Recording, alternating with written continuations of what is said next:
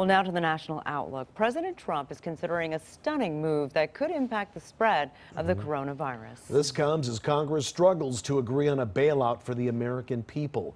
KCAL9's political reporter Randy Page is live now with the details for us. Randy? Hi, Juan Sharon. We're hearing reports from the White House tonight that there may be some conflict going on over the past few days involving economic advisors on one side and health advisors on the other. And what appears to be what could be a stunning change of heart. Today, the president said he may be listening a little more closely to the economic side. Our country wasn't built to be shut down. This is not a country that was built for this.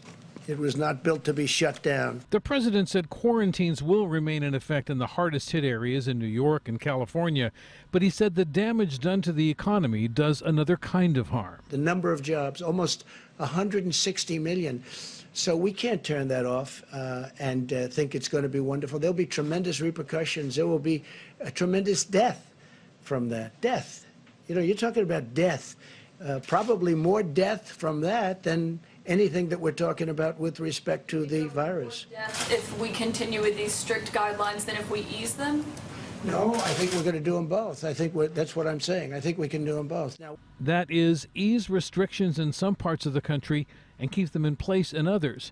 And he said people have learned to live differently, for example, to refrain from shaking hands. I've got many, many people that now come to me and say, we get it. We think we can really do it now and do it while we're open. Notice anyone missing from the lineup at the news conference today?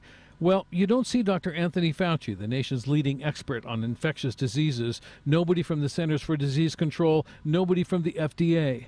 In fact, the only medical doctor is Deborah Birx, who's the response coordinator for the task force. It appears President Trump isn't too keen on taking doctors' orders.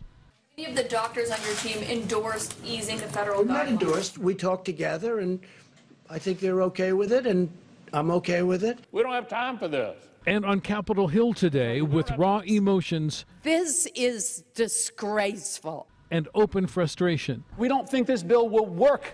Senators tried to hold off an economic collapse with immediate cash payments for American workers, billions in grants to small businesses, and a surge in unemployment insurance up to 4 months' worth at full salary, even for freelance or seasonal workers like Christina Hayes, who got laid off by Delta last week.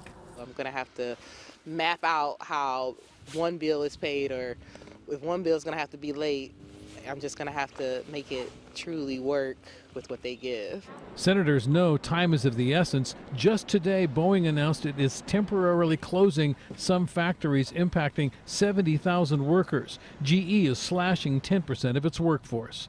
But Democrats are pushing for more restrictions on the bill's $500 billion fund for big industry.